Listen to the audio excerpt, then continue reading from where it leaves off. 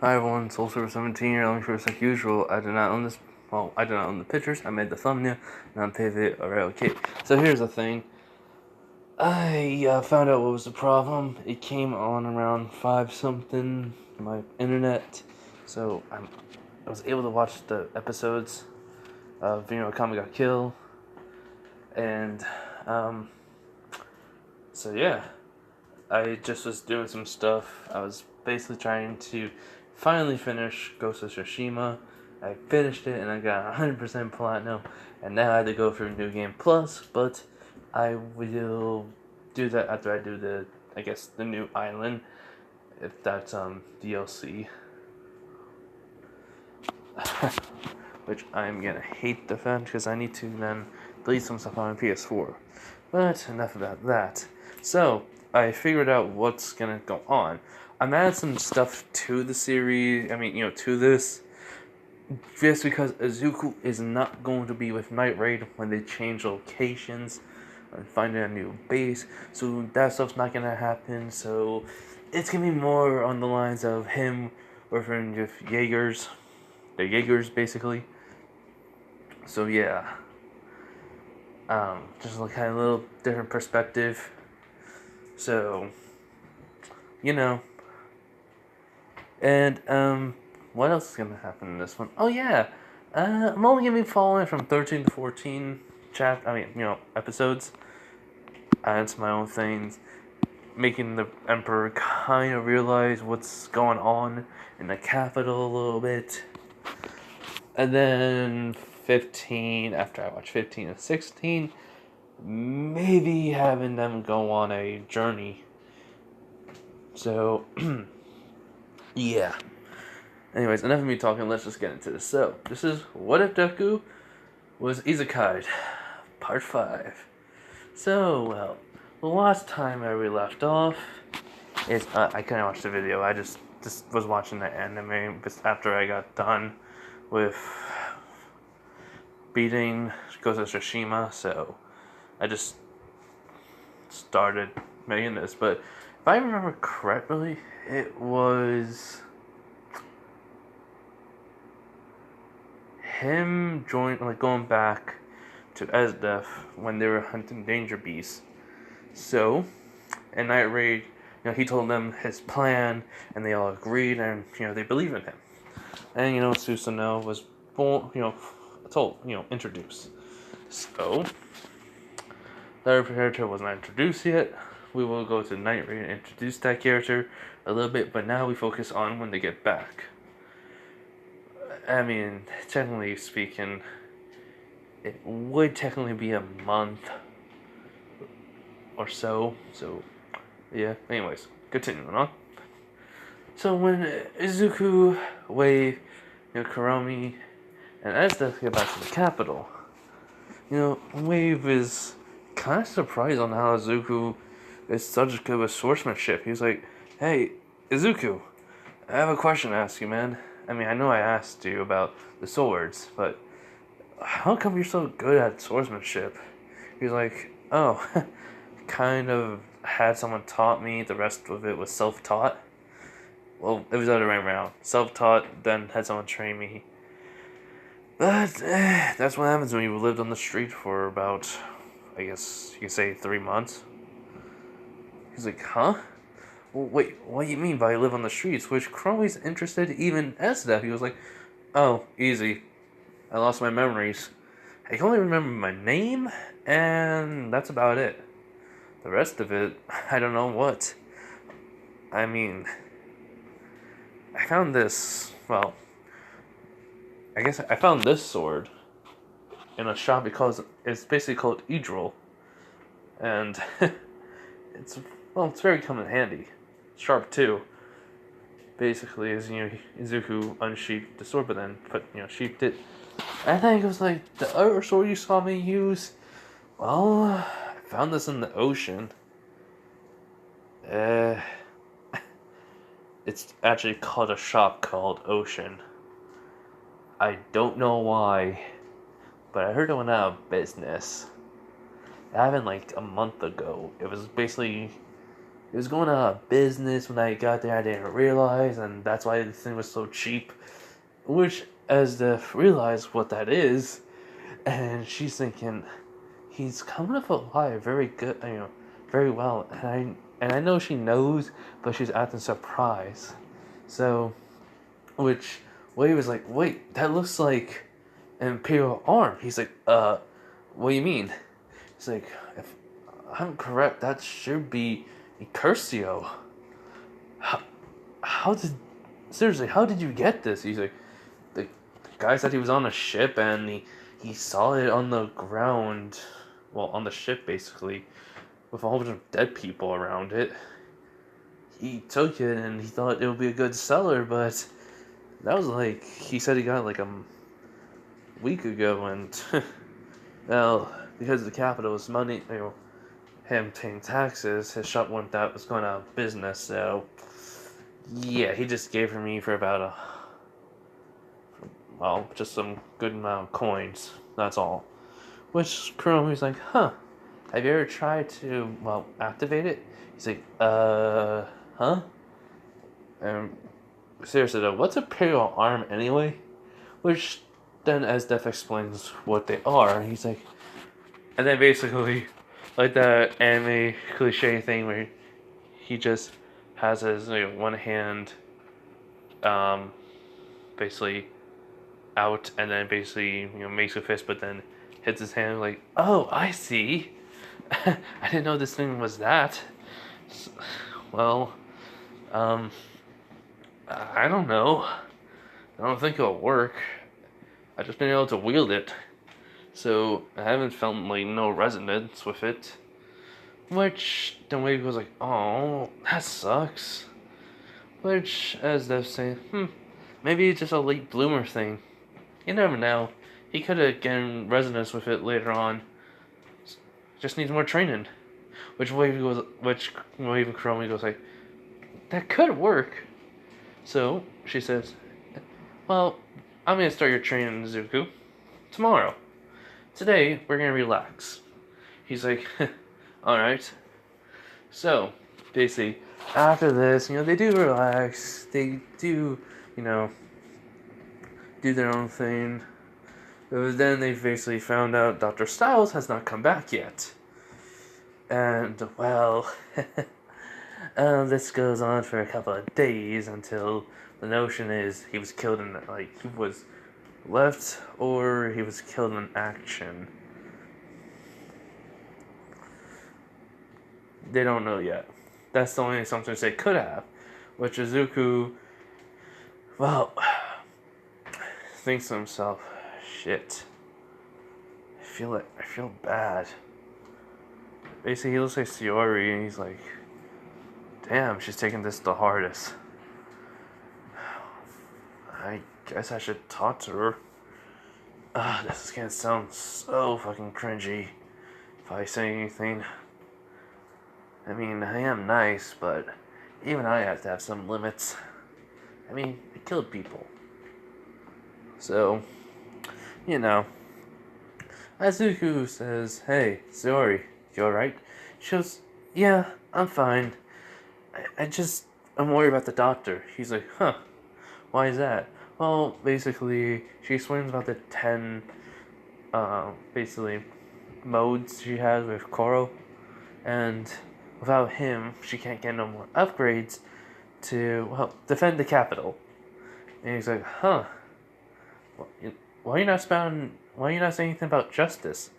She goes, oh, well, believe it or not, I met a Night Raid member, and he said some things that, kind of mess with me a little. I just don't know if I can actually say that word. He's like, Nezuko's like, oh, really? Wait, was it after we talked? She goes, yeah, why? He was like, oh, then I must have saw you then. You were fighting two girls, right? One with scissors and one with I guess a gun? Cannon? Whatever it's called. I don't know. And then all of a sudden when you're about to kill one of them, which was kind of weird for me to see that. I mean, I thought you were gonna just bring them in alive and then get a trial. Which she was like, yeah. So, continues like, yeah, so anyways.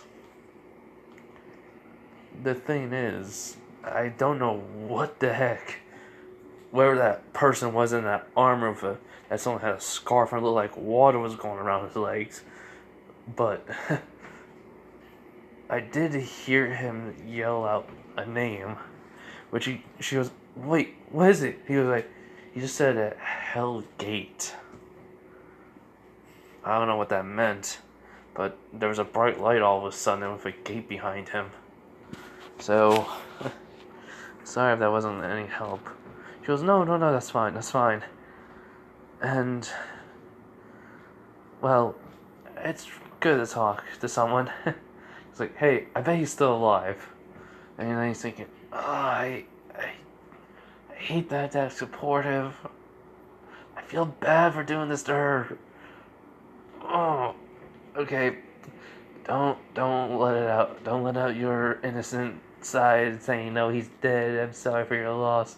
Don't do that. Don't do that. Let her have some hope at least. And then try to comfort her. Just let whatever you feel just out. Brain. I don't care.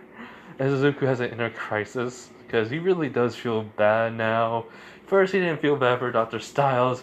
But he only feels bad for Siru. Because and how important, he was to her, so yeah. Anyways, so as Izuku basically, stops talking to her and goes to Esdef, he was like, so, when are we gonna start training? I mean, we haven't trained like you said because of looking for Dr. Styles. She goes, we'll train tomorrow, I promise. Besides, we need to go and talk. It's like, alright, let's go. So basically, they go into her quarters. He goes, so what's up? And she goes, when do you want to start talking to the prince?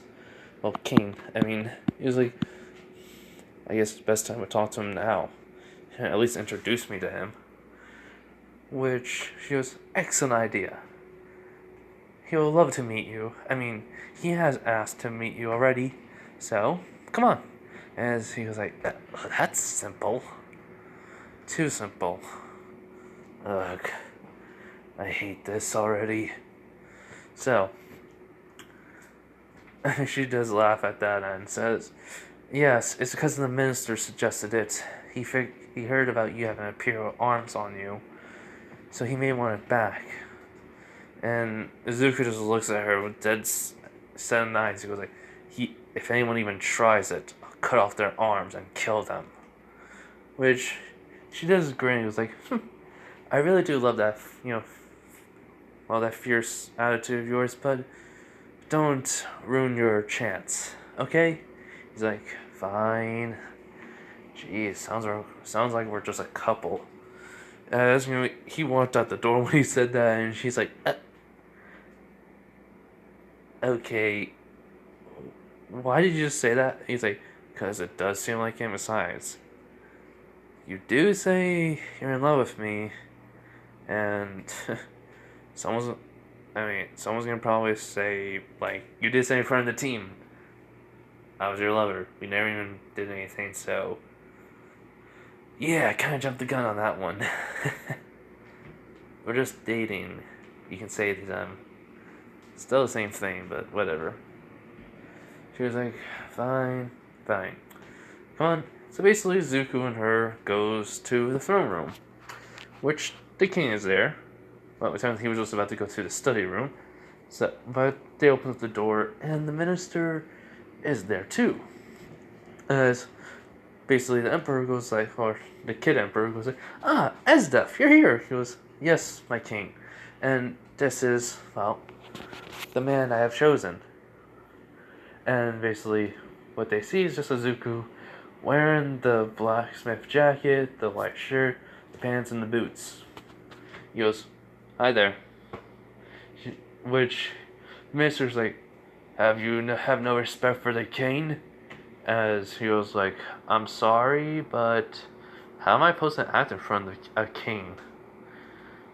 Like, he literally just looks confused. As, well, the emperor, well, basically the kid, says, "Mister, it's alright. I mean, well, I just want to know, is there anything about you that I need to understand?" He's like, "Yeah, I only remember my name and nothing else. But I'm pretty good with a sword, fighting, so, and surviving. That's the only thing I found out about myself." And he was like, "Huh? What do you mean?" Even the minister's kind of curious. He was like, "Well, I seem to have lost my memories. I don't really remember much of my past or at all. So, if you're gonna ask me where did I live, what's my last name, family, I have no idea. So, yeah, and if I'd rather let it just be forgotten, I kind of enjoy my new life anyways." Which Hazuku's, smiling and chuckling for real. And he's like, "Huh, I guess my mindset isn't that changed as I thought." Which Cerberus says, "It is. I mean, you were never good at lying, so I changed that. But the whole entire you being, emotionless, as you thought, isn't really true." He's like, and then he thinks, "So I'm only used to the killing if, yeah, okay, gotcha now." I was wondering about that the whole entire time. Anyways, back to hearing what they say, which the minister was like, "I see. That's troubling, and I'm sorry. But how did you find the Imperial Arms and Curcio?" He's like, "Oh, it was just from a shop owner. Before you ask how, the name of it was the shop called Ocean. I have no idea why, but I saw it, and they were having a sale on it. So I went in, I asked how much. He only told me I had to give like 15 gold coin, which I had a job at the time, so I mean I bought it." And because he found it on a ship around all these bodies, and I have no idea why. I didn't ask questions. I just paid for it and I left. And ever since then, I've been, using it along with my other sword, but it's not on me at the time. So that's all. He's like, So basically, the Emperor says, I see. Now, I have a question to ask of you." He's like, Well, you seem older than me, but would you mind, oh, well, hanging out with me? I'd love to talk to you, every so often." Which the manager's like, I think then Izuku was like, "I have no problems with that, as long as Evdes is okay with it. She wants to train me," which, as Dev says, "I would like to train you more, but if His Highness wants it," which he does not, he does. So she says, "I do not mind then. Now, Izuku, remember, you can only spend 3 hours with the king, and, chat and do whatever he wants. And then, well, we'll start your training." And he was like, "Alright, as you say." So, Suzuku looks at his, the king's, slash Crown Emperor, who's like, "So, when do you want to talk or hang out?" He's like, "How about tomorrow?" He's like, "Sure." So anyways, while this was happening, because it was like morning, well, it was basically like this morning-ish afternoon, I would say like, Night Raid took some days to, pack up everything. So basically they are going to where they were going in canon to basically then set up a base. And, well, everything does happen. The introduction to a new character. Hold on. Chelsea was introduced.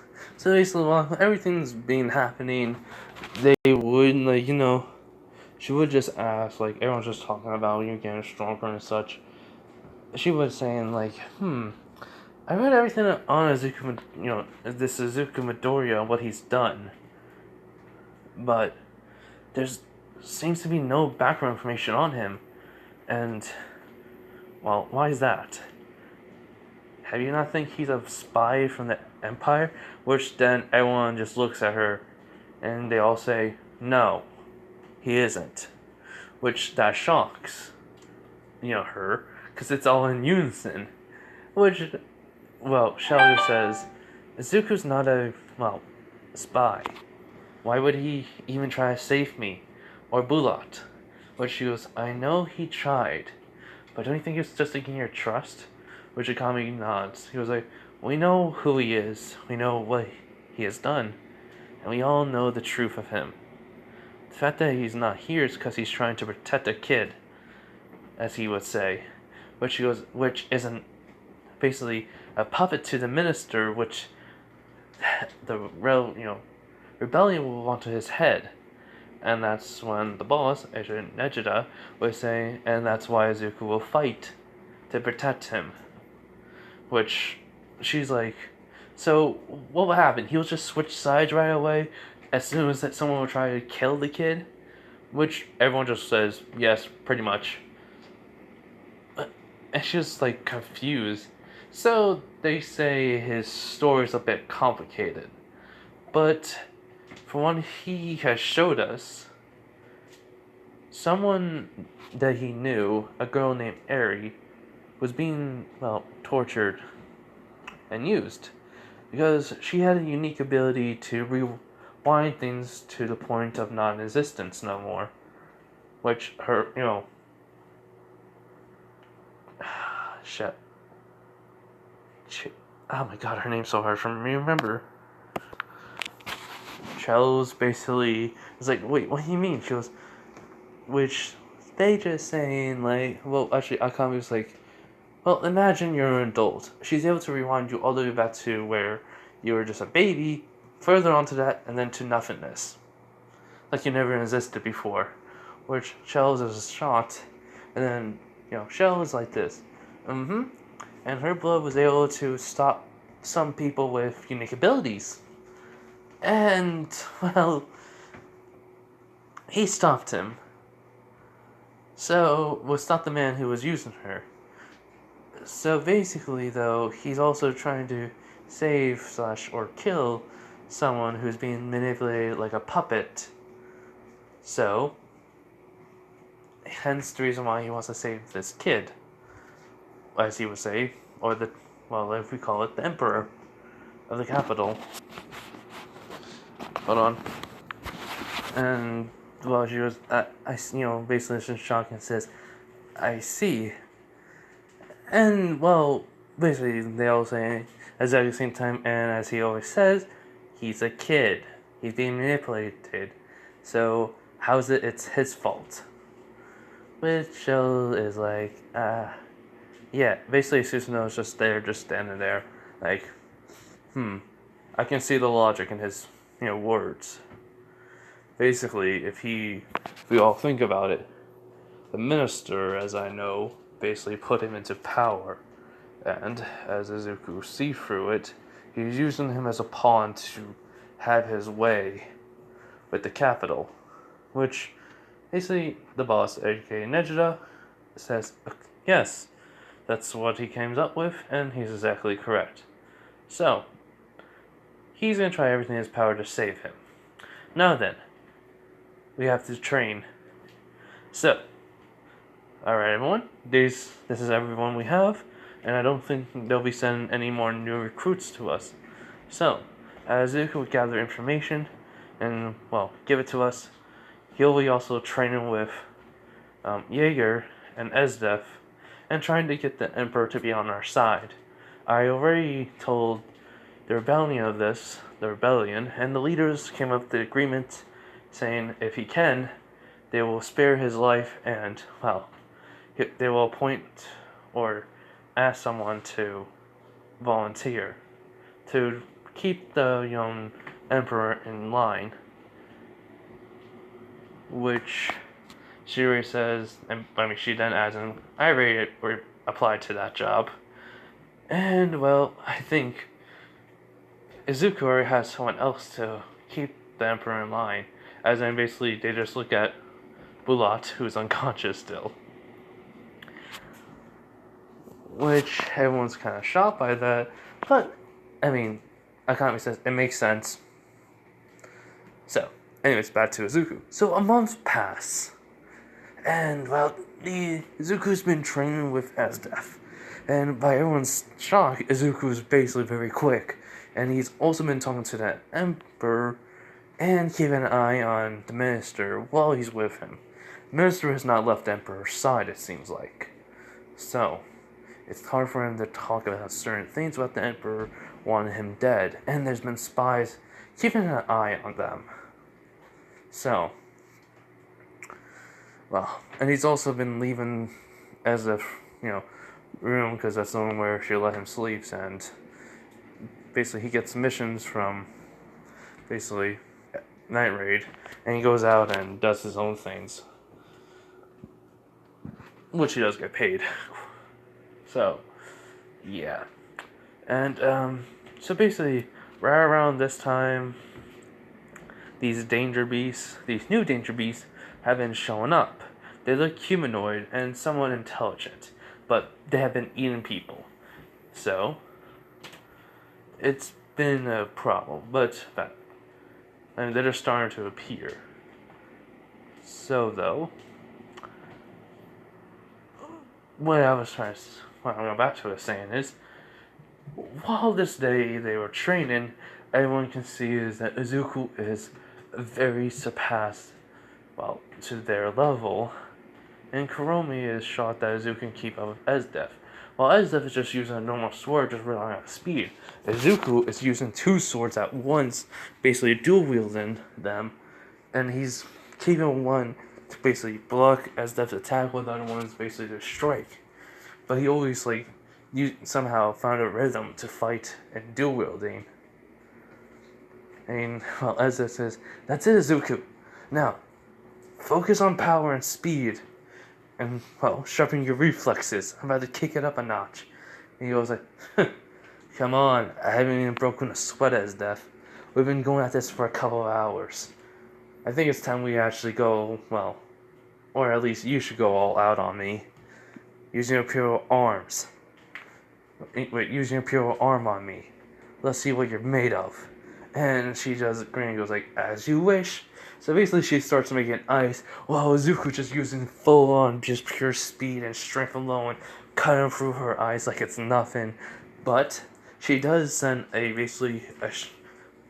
spear of ice towards him, as he basically dodges it instantaneously. Like, it got so close to his face, he moved his head to the side, and, he goes, "Nearly got me there. Alright. This is what I live for, basically." I was just trying to figure out the words right, but anyways. So, they keep fighting, and, Kuromi goes up, and she asks, Commander, basically, and they stop the fight, but she goes, Kuromi, what is it? He goes, "I want to face Izuku," which, he's like, holding both swords in hand. Basically, it's, Curcio and Idril. And he's like, alright. You sure you want to fight me? She goes, mm-hmm. He's like, alright. You fine with that as stuff? She just says, "Not a problem." So basically, she's Curcio, and, he has this sword in one hand. He was like, "Whenever you're ready, Kuromi." She goes, "Alright." So, in blinding speed, she rushes at Izuku, as when she has her sword unsheathed, she tries to slash him across his chest, as basically he blocked it in mid-swing. He was like, "Nice form." And speed's incredible. So he pushes her back, and she then has a jump back. He's like, "So, do you want me to try to strike you?" I mean, we're technically looking like we're trying to kill each other, so I don't want to kill you. Which she says, it doesn't matter. You won't even be able to lay one as all of a sudden Zuko blitzes towards her as she has to go on the defensive. As basically he tries to make the same slash she did, but she blocks it, but it's the blade's near at her neck. And he goes like, what's wrong? Didn't expect that from me? She was like, nice power. Speed too. How are you so strong? He's like, training. I guess. Emma's always naturally this strong. As she has trouble, pushing the sword back, as he just, jumps back, he was like, so, that's all you got? She's like, huh? She's like, I mean, compared to Esdef, you really are, well, a bore. She's like, what do you mean? He's like, you're just, well, you focus on speed to take down your enemies. If someone has greater speed, you then try to think of a tactic to try to kill me. But since it's just a training, you can't. So, I guess I should just end this in one fell swoop. As when he basically just starts getting into a running position, Chrome gets into guard position, take stance, and well, they just see the ground underneath his feet crack. That's when he launches them towards her. He basically swings down as the fact to say something, but they just see Zuko stops, and though whatever was behind her, a tree, gets cut. But Chrome's perfectly fine. And he just says, sorry about that. Kind of took it a little bit too serious. Which, well, Chromie saw death. She legit saw death was in front of her. And when she looks behind, she sees a tree was cut down. And it was far away from them. So that's shocking. And he goes, sorry about that. He basically sheaps his sword. He's like, I think that's enough training today. I'm gonna go talk to His Highness. See ya. As, basically they leave. So, as if, looks at everyone and she goes like, alright, I'm gonna go talk to his, well, minister. I'm gonna talk to the minister. Which everyone nods. So, she catches up to Izuku and she goes, so, what's gonna happen? He goes, easy. I'm gonna try to show him what the minister is really like. And I have a perfect plan. Basically, there was this family with a little girl, blonde. I don't know about the parents, but I know their house pretty easily. Hold on. Alright, sorry about that. Anyways, so, she goes, what do you mean? He's like, that's where I made my first kill, basically, as her eyes. Hold on. Alright, everyone, sorry, just my dad was in the bathroom and stuff, and I'm downstairs taking care of the fire, so. Anyways, so, she was like, tell me about it. He goes, it was a girl, probably in her 12s or 11s, 13. I don't care. But what she did there, she was no girl, no child. That was a monster.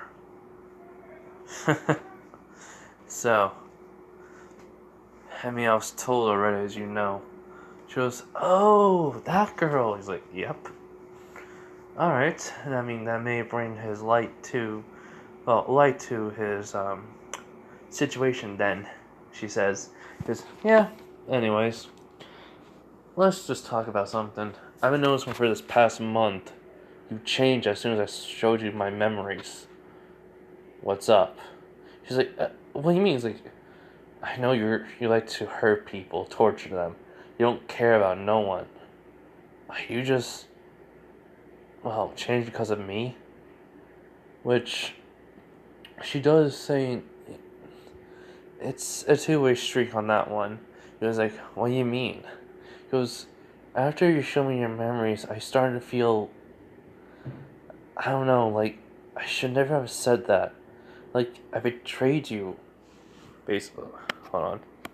Okay, so basically, she said, like, I betrayed you, and that I just confessed how I felt about you, and yeah, and well, she was basically when she started thinking of that, she started, she was starting to tear up. Izuku just, brings her in for a hug, and he says, "Look, you didn't know. It's fine. You don't have to change yourself for me. Like I already said, just don't kill that many or much. You can still do it. If you follow orders, that's fine. But if you have to kill to protect yourself, that's fine. If you don't need to kill and yet you're in a fight, then don't. Alright?" She goes, "But still, I just feel like he was, this is guilt as death. You're starting to feel something else than love or romance. You felt guilt. It looks like that ice of yours wasn't the only thing that was cold. But tell me more about how you became who you are later. Alright? I'd like to hear the story. Anyways, so yeah, basically Zuko leaves as if just looking, at his back as he's leaving, and she just smiles. She goes, "You always know how to make me feel better, Zuko." So, she goes over to the minister. So, while basically she'll, like, has her exact same talk with the minister, Izuku is with the emperor, the kid emperor, basically, the king, as he goes, "So, what are we going to be talking about today?" He's like, "Have you been keeping everything we talk about in secret? I mean, when we're alone, that is." He goes, "Mm-hmm. So, first off, I will teach you about the economy, which I probably think you already know since you're a king, but we're looking at it from the past and into now. So, here we go." Zuko pulls out a book from basically 10 years ago, before he became king. As then, basically, they start to see, well, the difference in how much money has been spent, has been, gathered for the armies and everything else from basically other places, and that much in and some in the capital, but it seems like the rich don't pay that much. And then basically he was like, "You see, it seems like the rich here have been getting richer while the poor get poorer. It should be like the rich be paying more and the poor should be paying less. Even the towns outside the capital, the villages." And he was like, "Yes, that is true. Why is that?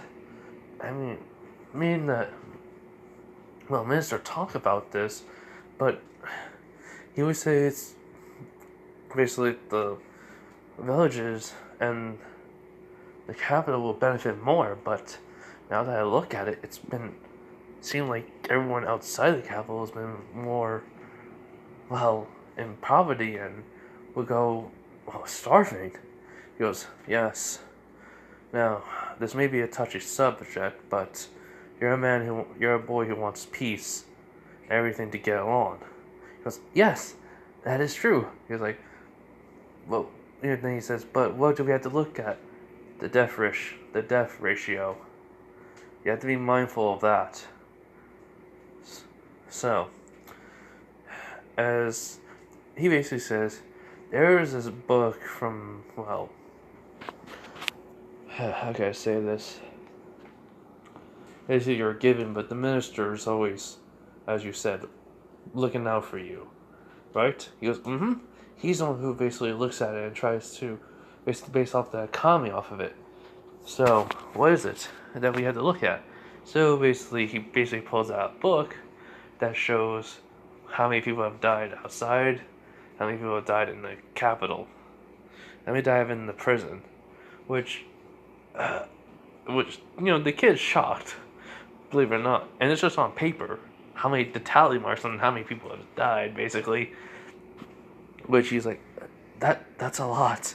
He goes, yes, this is from the past years. Well, I think he's only been for around 2 years, or a year. So basically, he goes, they passed 1 year or so. Now we look back 10 years, and there wasn't that much death penalties, executions, or people dying outside, well, the capital besides Danger Beast kills. Which he does not. This is very troubling, troubling. He goes, I agree. Now, how can I know what we discussed about isn't really much topics that you don't want to, but I do believe this is a good lookout for what's happening. Which he goes, as you asked, as you asked me when the minister wasn't around to teach me, I agreed, and I have learned a lot from you. I learned to pick up things on the smallest details that would basically be a sign of betrayal or a lie. I look back on my past actions and I've seen things that have been way different than what it has seemed to be. But I just don't know if it's the right thing. He goes, what is it? He goes, it seems that the minister has been lying to me every so often about some things. Like this one man that called him a demon that he will leave everything into ruins. I didn't believe him until when I looked back into it, I could tell from what you said about when someone lies that he may have been lying. It goes, I see. So, have you, gathered any information that would, incriminate this to be true? Which he goes, not much, or at all. The minister seems to have such a clean slate. But as you told me, nothing can ever be true. So I decided to use some of my influence to have people look into it. And what people? Some of the Jaegers. And he's like, really? Like who? Karomi. Which he goes, huh. And, Wave. It's like, I see. What did they find out? He goes, some things that were very, very skeptical. Rumors, nothing, notes. He's in his own quarter, so everything he's done there is there. Which Izuku was like, well then, how about we go on a little trip? He's like, huh? A trip? He was like, yes. You, me, Esdef, and the Jaegers. We'll go to a place I heard rumors about when I was on the streets before I became a blacksmith. He's like, wait, really? He's like, uh-huh. I mean, how else do you think? I mean, did I mention that? She goes, oh, yes, I remember. You said you lost your memories and you became a blacksmith. He's like, uh-huh. I mean, I was on the streets for a couple of months. I was robbing a guy. He basically offered me a job. I took it. And well, like I said, I got a Curcio and then I died. I mean, not I died. He died. I meant to say he died. He's like, oh, I'm sorry for your loss. He was like, yeah, it was nothing special. So, he died of old age. But anyways, I'll talk to Esdef and we'll see. Alright? Which he does not. So, after that, Esdef walks into a room and he was like, perfect timing, Esdef. And she goes, what is it, Izuku? He's like, well, I want to plan a little trip for His Highness to come with. I want to show him a place that I heard about that Night Raid attacked. And, well, I want him to see with his own eyes if well, why they attacked, or if there's any reason, or they just attacked this place because they're rich. So, do you mind accompanying me and the king along with the Jaegers? Which she chuckles and says, "Not at all. But we have a mission, so that must come first." He was like, "Right away." So, shall we go? She goes, "Yes, Your Highness."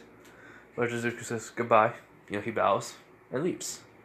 And well, what happens. Basically, the Danger Beast mutation humans are captured and they brought in. Some of them are killed and such, so everything's going the same.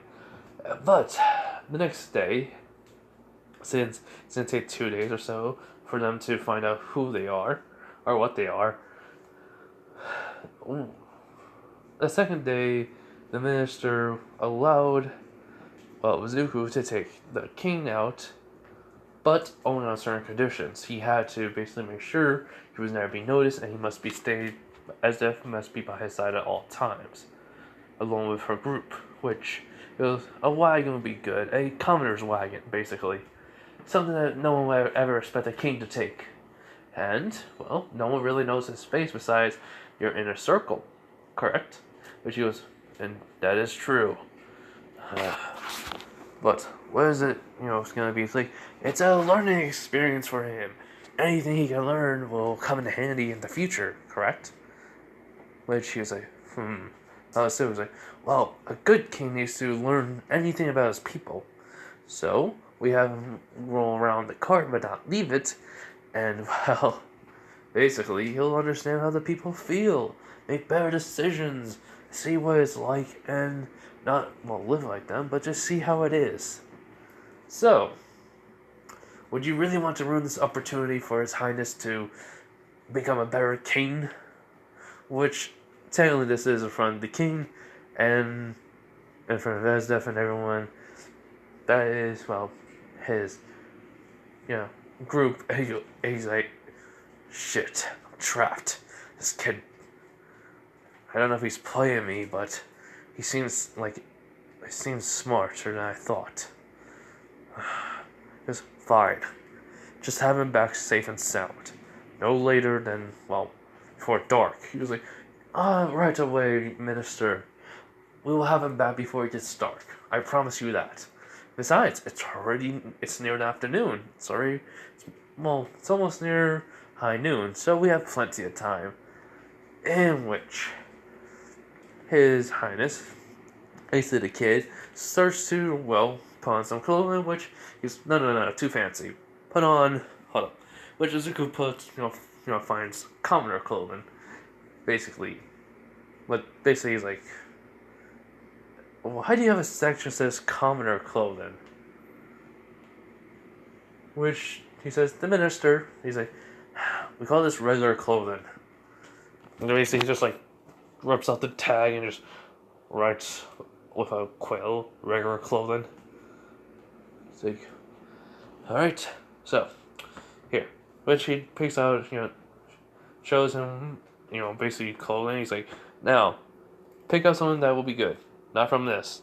You have to pick out your own stuff. He's like, wait, what? He's like, yeah, go pick it out. Come on. He's like, okay. So he just picks out basically a regular shirt, regular pants, and sneakers, and basically socks. He's like, good. You look normal. Now, come on. Everyone's waiting outside. He's like, right, Izuku. So basically, they leave. And basically he sees a wagon. He's like, is this what normal people, ride? He's like, yes. You see, a life of luxury is simple for royalty or regular rich people. But for commoners, it's a struggle. They don't have cushions on their seats. Basically, being able to, have windows to block out the cold. This may be uncomfortable for you, but our trip is going to be short. We'll be back before, dinner. Which he was like, really? He's like, yes.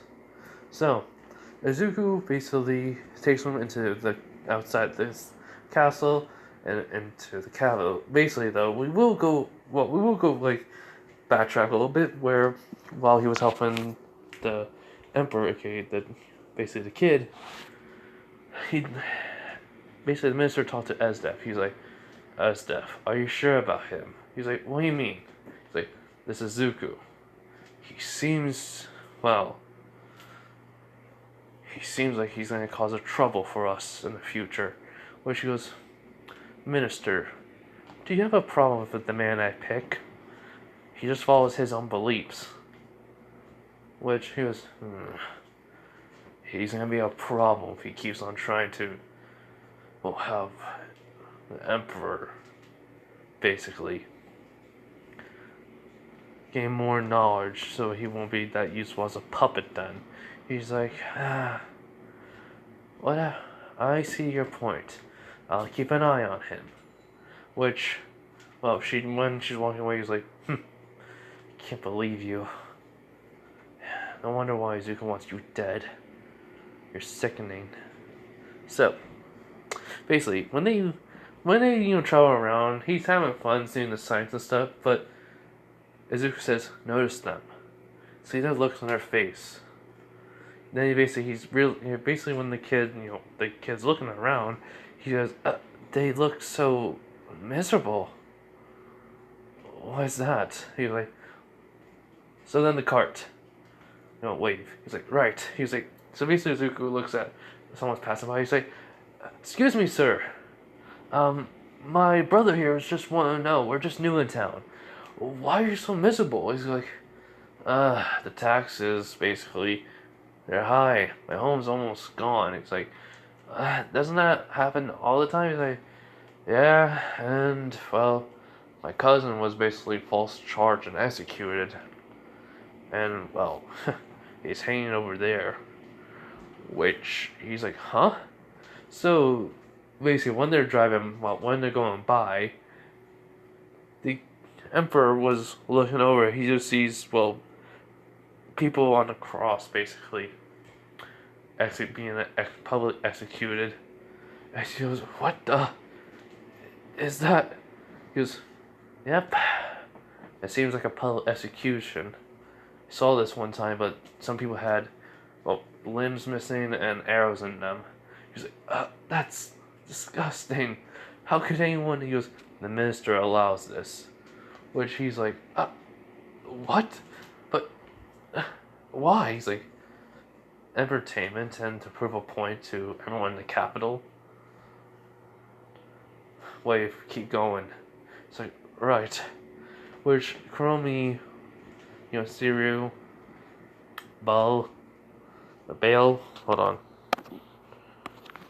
Bowls and Kuromi are, yeah, that's all I said. Yeah, because Dr. Styles is gone. So, Siru, Bowls, Wave, and Kuromi are all thinking, what is he trying to show him? And Izuku goes like, I see. Very strategic, Izuku. Very strategic. So, this is how you're going to get him on your side. So basically, when they get to the mansion where, okay, so basically the girl from the first episode area and her parents lived. Basically, the place was, well, shut. They were found dead and such, but no one really wanted to go in the house, so everything was covered and it's basically been abandoned. No one left. They never went to the shack, so everything was perfectly fine. You guys are wondering how the door was open. Someone passed by and closed it. They didn't really think nothing of it. They weren't paying attention when they closed it, really. So, Izuku's like, this is the place. This is where night raids strike the family. The girl that was killed here was called Aria, and her parents. No information on their parents was found. So, everyone, look around. Try to find any clues of why Night Raid would kill them. It just seems like a normal family. So, everyone nods and they go inside the house. As Def and Izuku are with the Emperor, basically the kid. As Izuku sees the shack. Basically, well, goes around and then he sees the shack. He's like, Esdef, look what I found. As they see a shack, and well, they see blood on the ground that's dried up. He's like, huh. So this is what's been where the girl was. Emperor was like, wait, what do you mean? He came over and he sees the dried up blood. He's like, oh, why was the girl killed here then? There has to be a reason. So Izuku walks over to the shack, and at the middle of the door, he opens it since there's no lock on it. And well, what they said as if him and the Emperor see is what you was seeing again, but there's no bodies there, hanging and stuff. As he was like, what the? So Izuku walks into it and he looks around, and he looks over on the edge, and he sees a whole bunch of dead bodies. He goes, jeez, that smells. Which Never was like, what do you mean? He's like, yes, Your Highness, I would not recommend coming here. Well, in here. Just know there's a whole bunch of dead bodies, which Esdeff goes over and, sees, and she goes, he's right. Seems like there's a whole bunch for many years. Which, he's like, what? So, basically, yeah, I'm making this sort of dark for the kid, but also give him a resolve on why to trust Izuku. Give him the reasons. So, anyways, basically Izuku goes over to him as, well, Siru and Wave and Kuromi and Bowls come back. B-O-L, Bowls. Bowls, I think, his name. Basically the guy that's basically the flamethrower. Rune is not there. He was not there with them because he overslept. So basically, he's flying over. When he lands, they say, Izuku, we found something. He's like, Wave, Kuromi, what'd you find? He's like, a diary. It seems like it was the mother's. And he opens it up, and he goes, interesting. He's like, huh? Basically, he shows it to Esdeff, and she goes, huh.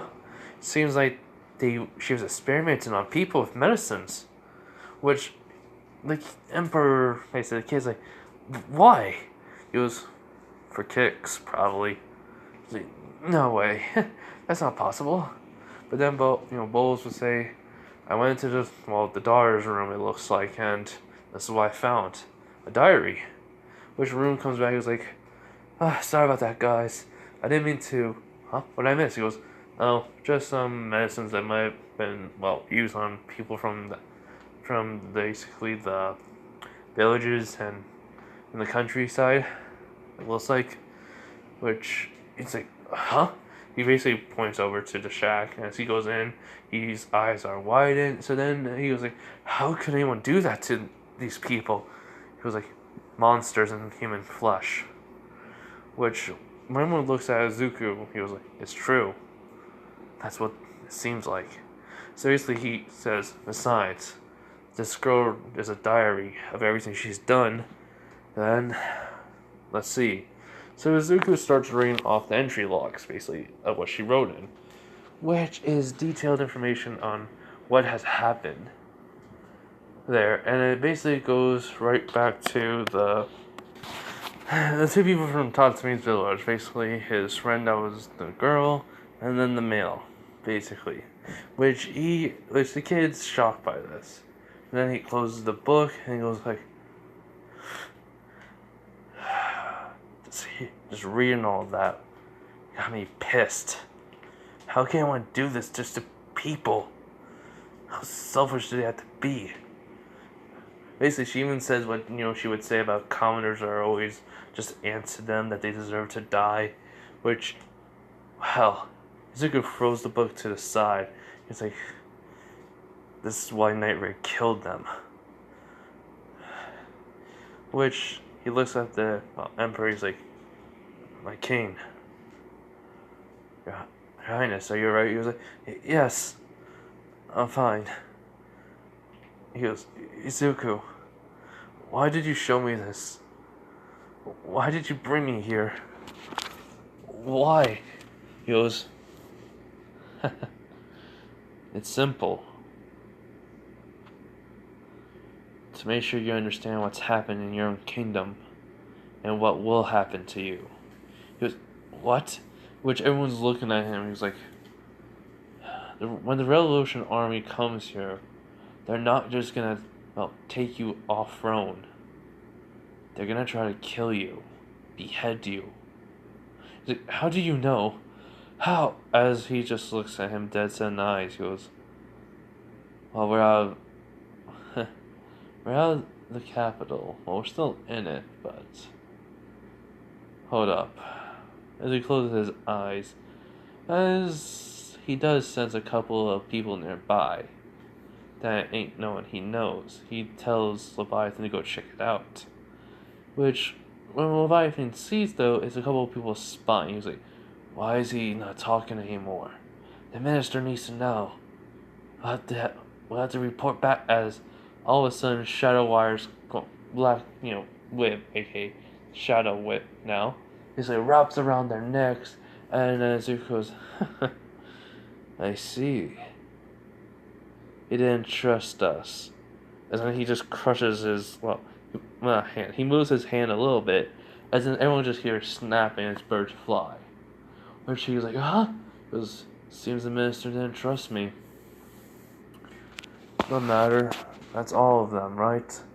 Which Leviathan appears from the ground. He's like, of course. That's all. Alright. Then I guess I should explain myself.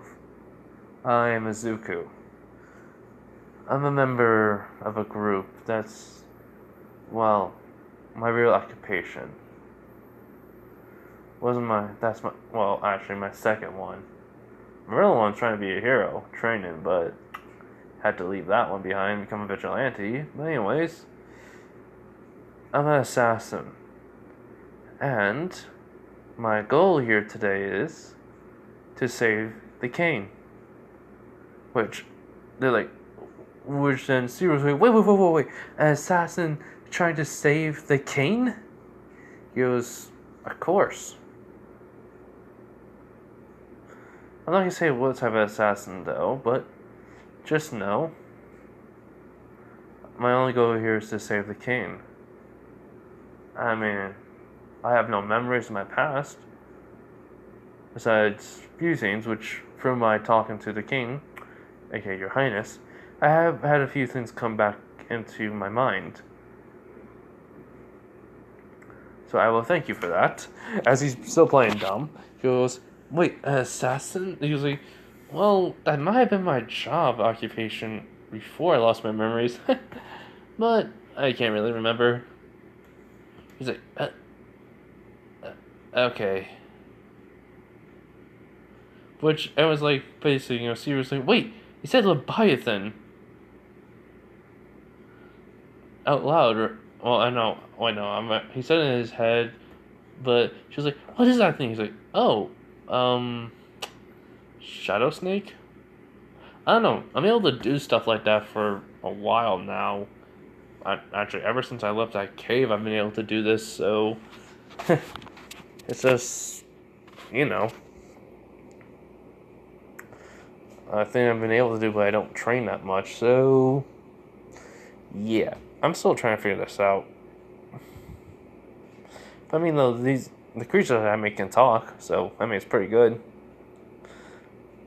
Which the king's like, so you think you're an assassin, and we wanted to show me for what reason? He's like, to understand your kingdom, what's happening, and well, just to prove it, we could talk to the minister, and to see if he's not using you as a scapegoat, or he won't care if you die.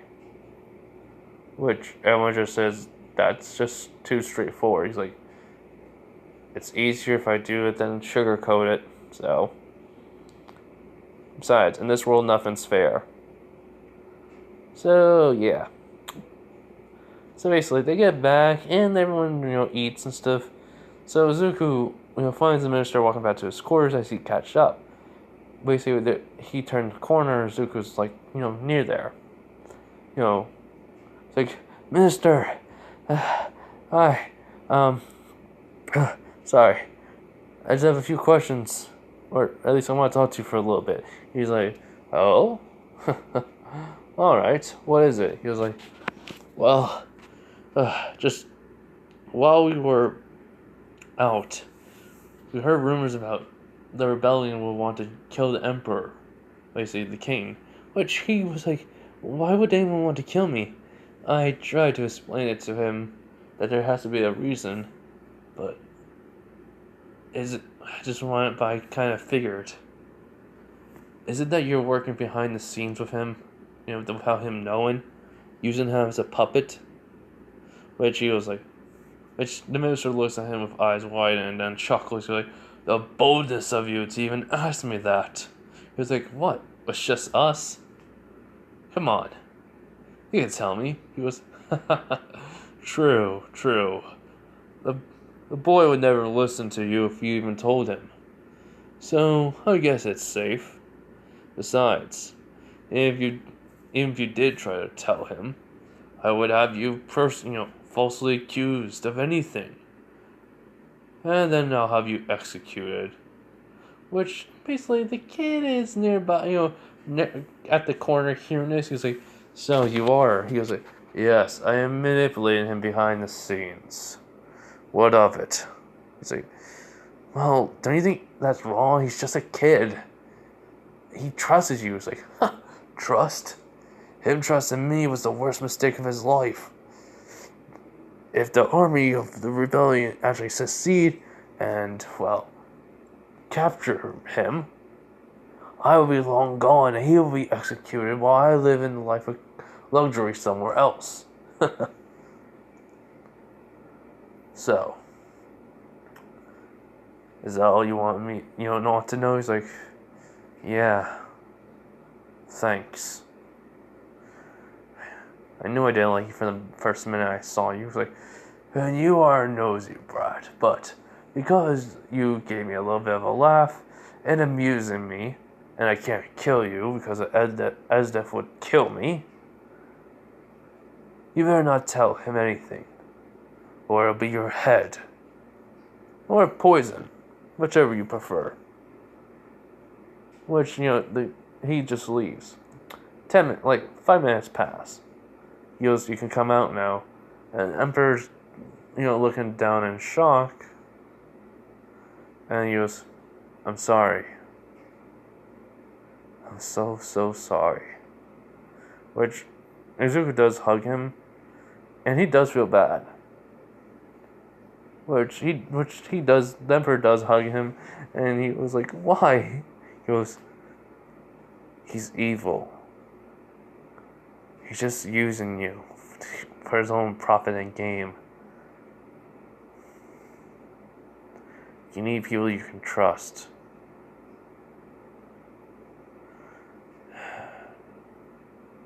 Come on, I'll take you to bed.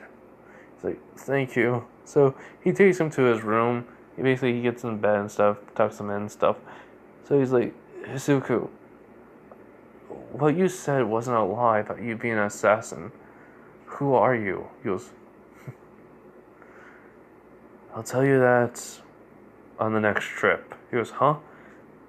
Well, there's beasts that were captured, so we gotta kill them all before we go on the trip. I'm researching a place that can only be gained out of noble blood. That's what I'm gonna tell the minister. So, I want you to come with me to travel across the country so you can witness what's gonna happen. Alright? So, right. So, you having a good night's sleep? We'll talk in a couple of days. Right. So basically, from there, everything goes to canon, and Siru found out, Dr. Styles is dead, and, well, instead of Esdef talking to her, it's Izuku. He's like, fuck, I feel shitty now. Okay, fuck it.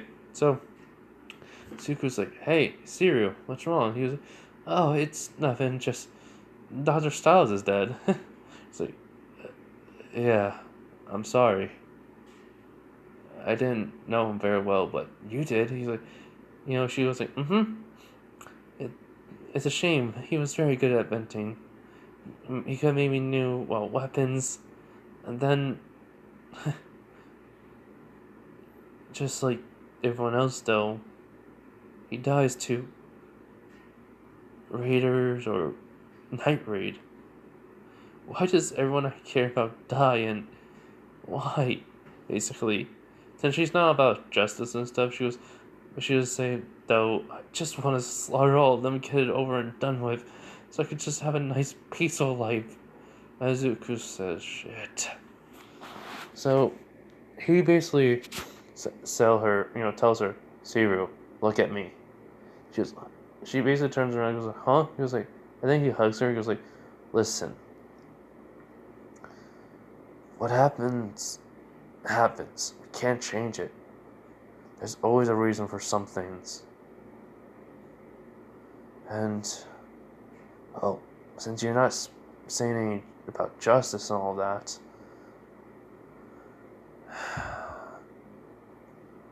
it would have been a waste of time anyways. He found someone probably and died to them. That's the thing. He probably got into a big giant fight and lost. He was weak, but he gave it his all. He was strong in that. Which Siru does not well. He's hugging her. He goes, so, I promise you this. If you want, I'll never leave you. Maybe stay by your side as a friend. Alright? I'm not gonna die. Which she just smiles and goes, thanks, Suzuku. I need that. He's like, no problem. And hey, if you want to call me whatever else, go ahead. I don't really mind. And she does think about it. She was like, how about brother? He's like, why? She goes, well, I don't know why. It just seems like you're, well, the big brother type. He's like,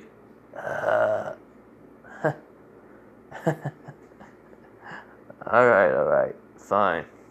I'm not gonna argue with you since we're upset, so you call me brother. It's not in front of anyone, alright? She goes, alright, brother. It's like, this is so weird. She was like, basically she sighs again, and he was like, what's wrong? She's like, what you said about me saying about justice, well, basically, that night raid, basically, the death god, which he's like, huh? Death god, night raid. She's like, oh, that member I fought, since he was able to nearly kill Koro here, as Koro goes up to him and he, then kneels down and pets him, he's like, they basically gave him the people in the guards start calling him the Death God,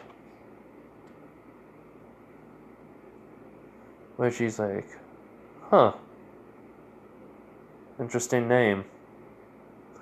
Yeah, and the reason why he doesn't have any flyers out, it's only because it's only for the guards and not for the people to see, because we don't want to have a panic out there. It's like, true, if someone read, oh, Death God, wanted, dead or alive, it would be a panic. So, yeah, I get it. So, anyways, after that sort of thing, everything would go to canon. Izuku goes over, tells Night Raid what stuff that's happening. He even found out about the new base and such. He met, Chelly? Like, Chells? And she doesn't think much of him, and he's like, yeah, well, I don't really care about you either, so. Anyways, I got the kid to realize what the Emperor, I got the Emperor to realize about the Minister, and about everything that's going on in his own place. So, yeah. I'm gonna plan a trip somewhere. I think I'm close to finding the next Imperial arm I need, so I'm gonna explain to him everything else. So he's like, everyone's like, cool, good luck with that. He's like, thanks. Anyways, see you guys. So, he disappears and such. Into shadows, which he basically arrived in a courtyard. Well, actually in a garden area, as the Emperor's there. He's like, Isuku, well, that's weird. You're going through a shadow. He's like, hey, Your Highness. He's like, so you're going to night raid? He's like, how did you? He's like, well, from the reports I read, and basically you saying Leviathan. Well, you had basically a serpent come out of water, that looked like just the ground. I did some research, covert research, so the minister would never know. Hold on. Alright, so basically my dad just was leaving now. He's going out, basically. So, yeah, anyways. My dog's down here with me and she looks upset. But anyways, as the king was saying, I did my research and the minister would never realize. So, Leviathan allows you to have strings that can heal the, user or his allies, kills his enemies, and, no one can really see them, but also the unique ability to travel through shadows. Which he's like, so, and as the report said, only a night raid user could do that. So tell me how. And why would you want me to live? So Izuku just goes over to him, and he goes, Cerberus, Leviathan, is this? He goes, yes, this is him. He's like, okay, good. Check around, see if there's anyone. He's like, on it. Leviathan says, and he does check around, and he does say to Izuku telepathically, there's no one around. He was like, alright. So, he just says, okay, what you're about to see is going to be the reason why, so it's going to be very, very, a lot, weird, but a lot of information. Just process it, okay? Which he's like, okay, and this is not a lie, this is all real. So he just shows him his memories. It's a lot more simpler for him.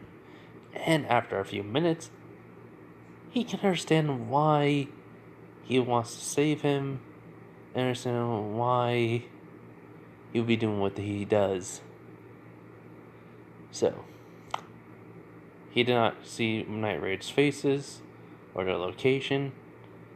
It just showed up to where he met Night Raid. That was it. So anyways, he goes, I see.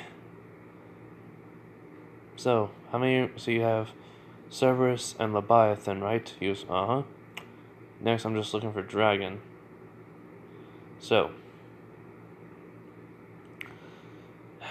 what's your plan? He goes, keep you by my side. He's like, huh? And I'll support Night Raid.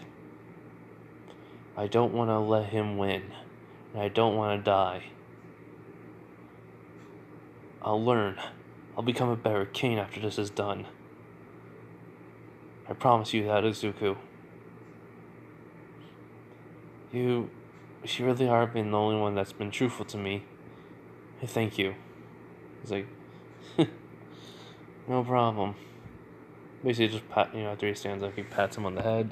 He goes, I don't want to let someone so young die, so come on. As him and Izuku go to Esdef, it's just looking at some files, and he goes, hey, is this a wanted picture of me? Which she just knows he was there. She was like, wait, when did you? And she sees the king, basically the emperor. She was like, Your Highness. He was like, at ease, Esdef. I know everything. And you picked quite a remarkable person to be your, boyfriend. Basically, as she goes, thank you. And yes, I know I picked someone remarkable to be my boyfriend. So, he goes, did you find it? Which she nods, but she goes, we'll have to, talk about this later, but here where it is.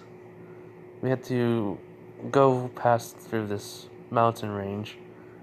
The travel will be basically a month or two. Who knows? He was like, alright, that'll be simple enough. Anyways, we have a job to do tonight, right?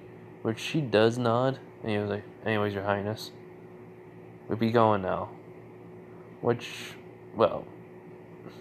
he does say is, right, farewell, you two. And he does, walk away. And, well, he does say, I can't believe you, Minister. You really have been betraying me all this time, using me. But no more. For today, your reign of terror will end, or it will start to end. And a newfound king was born. Emperor.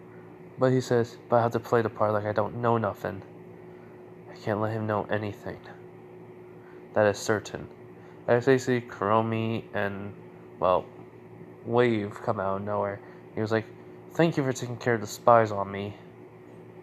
I'll just have to play it like some random assassins from a different land had to try and kill me. Which, he was like, jeez though, I can't believe he actually is a part of it. I was like, Night Raids are our ally for now. No, not for now. They are our ally. Kuromi, I know about the whole entire assassin training with the Empire, but please, will you still follow me? Which she does nod. He does somehow say thank you, in which she goes, no problem. She doesn't know what he saw, but from the look on his face and his determination in his eyes, whatever he saw from Izuku really changed him. So, the whole entire thing with Izuku's with her, Esdeath on her flying dragon, and, well, him basically having Leviathan tell Lobak where they are and such. They do, well, basically he does send someone nearby, so he tells Lobak that, and he goes hides, Esdeath and him go down on the mountain, and the whole entire thing of them killing some, well, danger beast mutations happen and such. And, well, them going on to that island. So everything goes from there, goes like in canon. And then even telling Izuku what happened, how childhood. He's like, so that's why you're like this. I mean, the whole entire you being able to kill things so easily and such, and being so strong. Why you think that? He's He's like, I see. Well, I mean, that kind of changed. You still think that way, but you're a little bit more open to the idea of not killing the weak and feel sympathy. Which she does nod. He goes, I still thank you for that. She goes, it's no problem. So he does, hug her. And, well, he does saying, well, I mean, this is going to be fun for the remainder of the time I have. But I feel like my time here will be very short. So, let's try and have some good memories. She does, hold him tight after he says that. And, I mean, just because he's in the moment. And then Leviathan just says, just kiss already. He's like, So, because Esdeath already kissed him, he does the kiss this time, and yeah. So, then the portal opens up.